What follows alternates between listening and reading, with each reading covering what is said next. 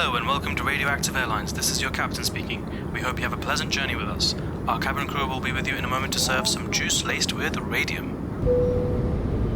Pretty odd, but not completely unrealistic. Did you know that cabin crew face so much radiation from flying they're actually considered to be radiation workers? I'm surprised they're not walking around in hazmats. A cross-country flight can expose you to 4 millirem of radiation. I'll put that into context for you later. And back in the old days, they used to put radium in food. Cabin crew and pilots aren't the only ones to face or to have faced radiation as an occupational hazard. Watchmakers do as well. Well, not today's, but rather makers from yesteryear. Let's go visit the Radium Girls. 20 years after Marie Curie discovered radium, the job for the poor working girl was painting dials on military watches. Those who were lucky got to work at these workshops. They were instructed to put the paintbrush between their lips to create fine points when painting in details. Management told them that there was nothing to worry about. It will add years to your lives and make your cheeks rosy. It was believed that such small amounts of radiation was actually good for your health. People used to drink small dosages, and you could even buy butter or milk with small amounts as well, according to scientific tests. Who conducted these tests? The very same companies selling the radium. All lies. Marie Curie was known to have suffered from radiation, and many others had died for the same reason. The male co-workers in this laboratory wore protective equipment, but typical of the work those days, lower-paid workers who were often female were not offered such luxuries.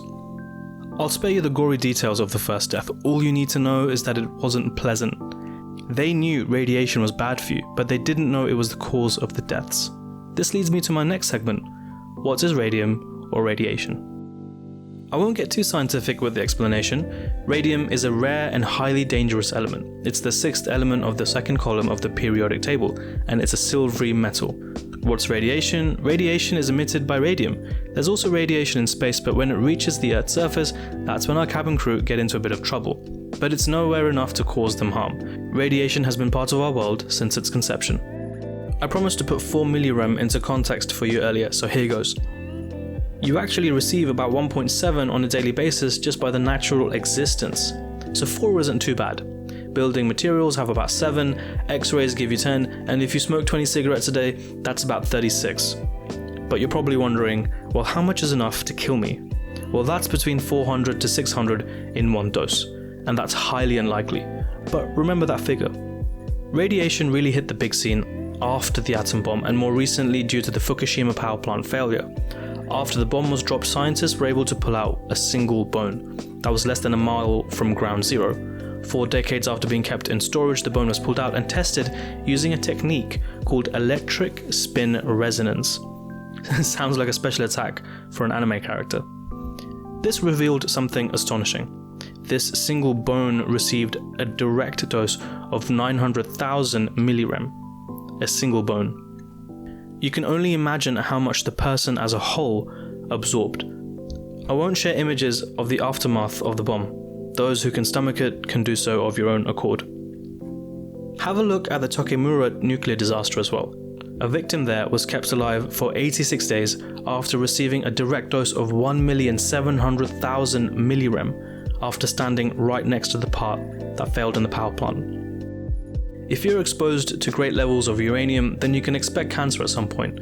That was expected of residents and workers in the Fukushima district. It all starts with a drop in your white blood cell count. I'll throw in some quick facts for you before I leave. New York's Grand Central Station is radioactive, there's radium in the bananas you eat, and Brazil nuts, that's pretty funny, and the US flag on the moon is now whitewashed due to the radiation exposure in space. It's unlikely that you'll ever be in a position to be affected by radiation, but if you are, good luck. We know that countries are banned from using such weapons, but unfortunately, it is the future of war. It was the past, it's the present, and I guess it is also the future.